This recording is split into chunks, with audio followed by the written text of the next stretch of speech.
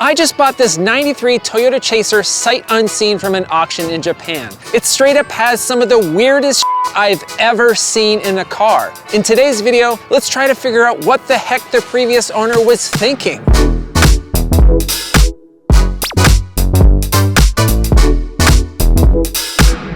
This is my 1993 JZX90 Toyota Chaser. It's really blue, it's really rad, it's got a powerful turbocharged 1JZ motor, and it's really quick. But it's also really insane what we found in this car. Since I bought it sight unseen, I had absolutely no idea what was in store for me. We were not prepared for the crazy stuff we found.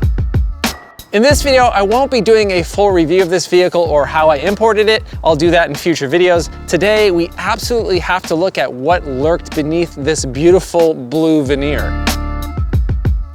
When the car arrived at the port, I immediately brought it over to Spencer at InTouch Motorsports. He's the guy you want working on your JDM import. My car was at his shop for a few weeks and he just finished up the work. He documented the entire process on Instagram, which was pretty cool. So let's go back in time and have him tell us everything that he found in this super weird import. Okay, let's start with the wiring. Here is Spencer discovering the nightmare wiring mess that was inside this Chaser.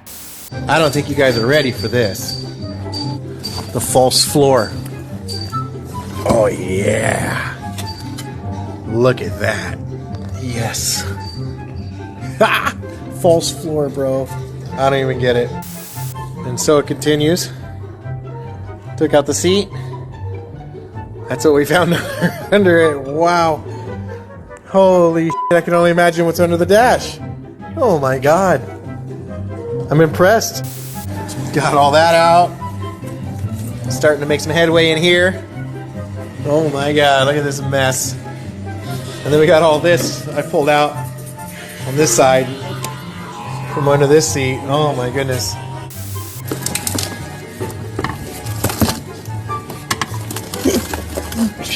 False floor coming up.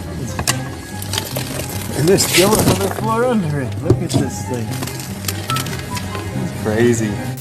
In the glove box, we have now found a solar charging unit. I haven't seen any solar panels in this thing, but there's a solar charging unit in here. And then down here, there's these, I don't know what the f that is, some filters? Maybe it's a custom cabin filter. I don't know what that is yet. There it is.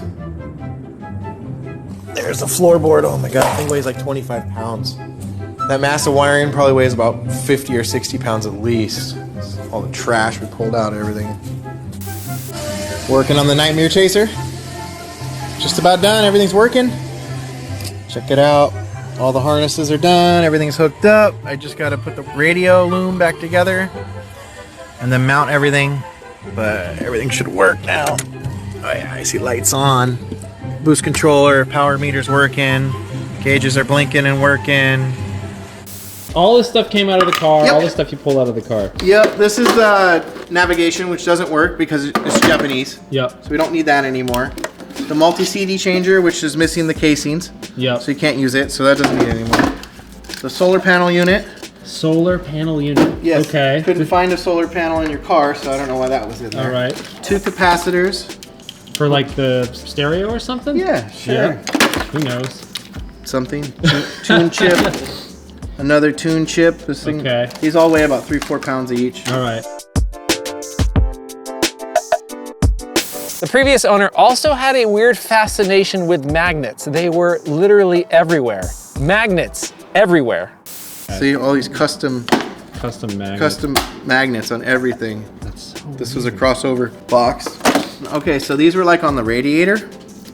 These are custom plastic molded with magnets inset in them. You see them?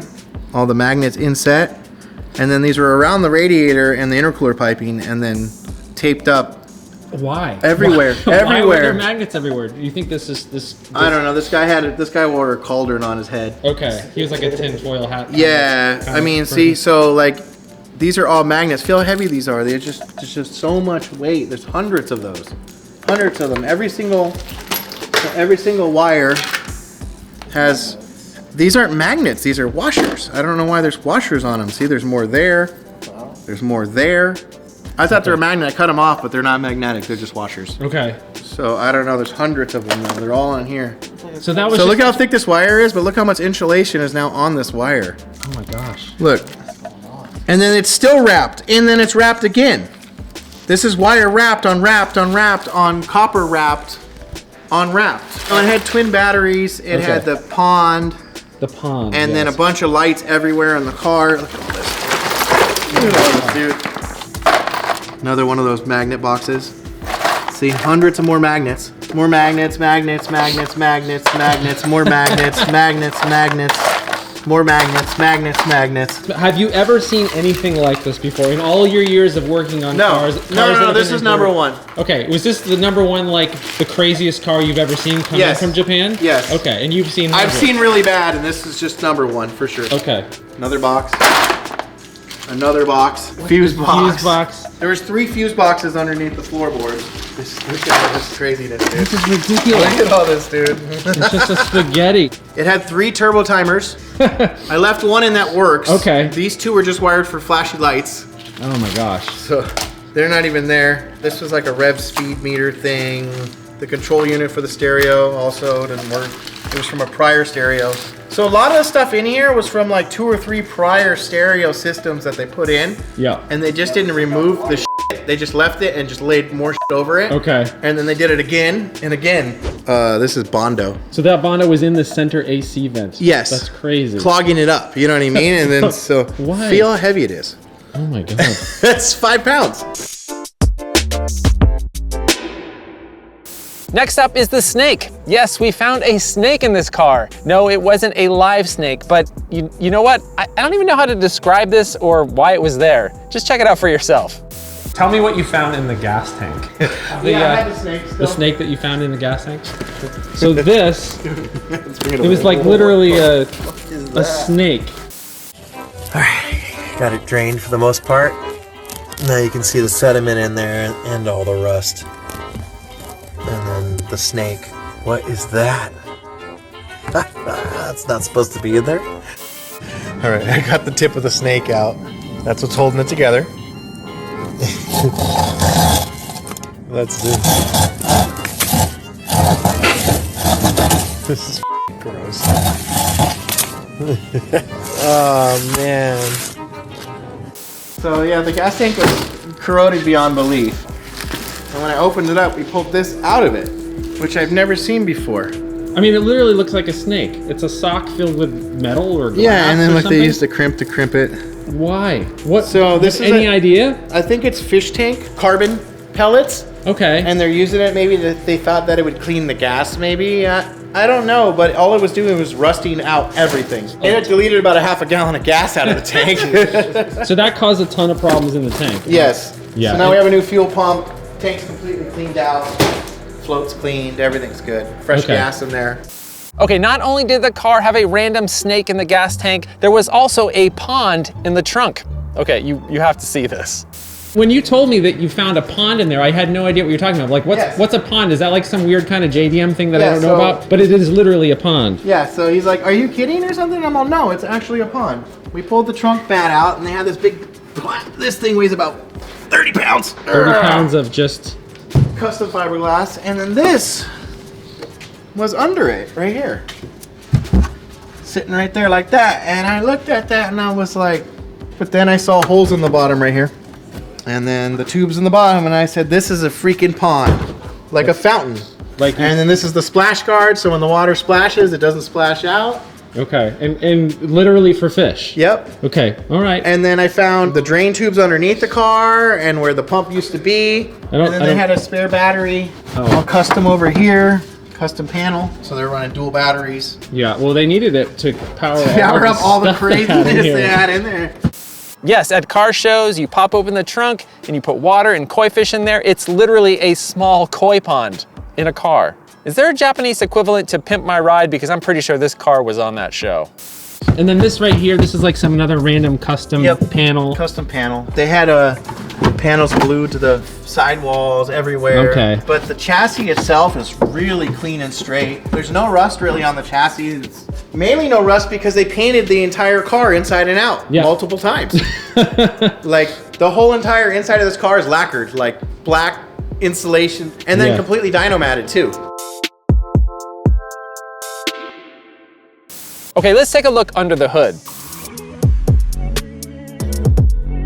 And then under the hood, you found a bunch more magnets and stuff under here, right? Ridiculous amounts. And then, so basically this had like a wastegate issue, right? Yeah, the rear wastegate failed, which is between the manifold and the headers. So we have to pull basically everything out on top to get to it. But there was all this crazy insulation and stuff. So when we pulled it all out, we were able to remove all this, the crazy stuff they installed there. And then this is like some sort of Custom airbox that they made. And then those beads are the same beads that were in the gas tank. So weird. And they just glued them onto the air filter, which is interesting, but I mean, it's okay, cool. Yeah, I guess. Yeah, it's custom, and then it has an active intake, so there is a tube that goes from here to the intake. And what's crazy is this guy was so crazy that inside that tube, there's trestling, like, I don't know, plastic pieces in there, and then these balls glued in there at periodic spots inside the tube that's inside the bump. This was like an art project for this guy. This guy going to art school or something. He lived in the hills and he had no friends and he didn't do anything else. Yes, I think he worked on houses. Yep. Because everything on here is house stuff. Okay.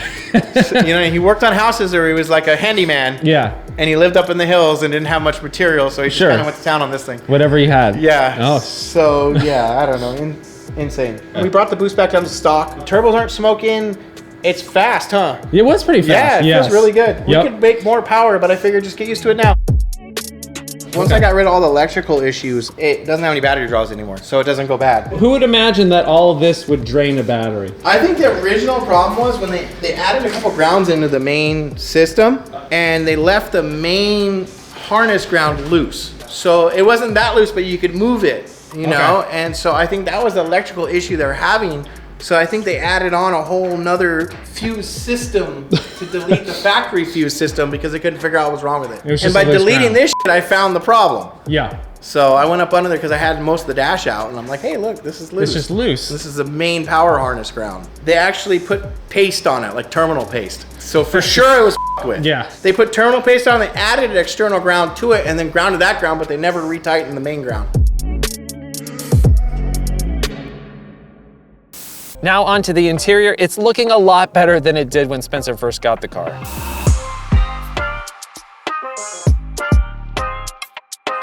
All the gauges work, so we put them back in. We got the center console replaced. It used to be cut right here. Yeah, it looked pretty bad. And then we had 2 turbo timers, another turbo timer, and then some other gauge or something up here. So we removed it all, put it all back to stock. I put the original turbo timer right here, and then the boost controller and the power meter right there. So all this works, and it's low pro, the radio works. Okay, so there you have it. One thing is for sure, even if 90% of the modifications on this vehicle were questionable, the previous owner obviously loved this car and spent every waking hour working on it, even if he was wearing a tinfoil hat while doing it. The good news is, hidden underneath the 100 pounds of wiring, thousands of magnets, broken 90s JDM tech, and fish tank parts, there was a pretty rad car to be found. This was way more of a project than I had anticipated. But then again, just about every car I buy costs me way more than I was hoping. I don't know why I keep doing this to myself, but in the end, driving this car is super fun, so maybe it was worth it. I'll do an in-depth review of this car in the future and another video about how I imported it. Thanks so much for watching. Please subscribe if you haven't already. Hope you're well, and I'll see you soon.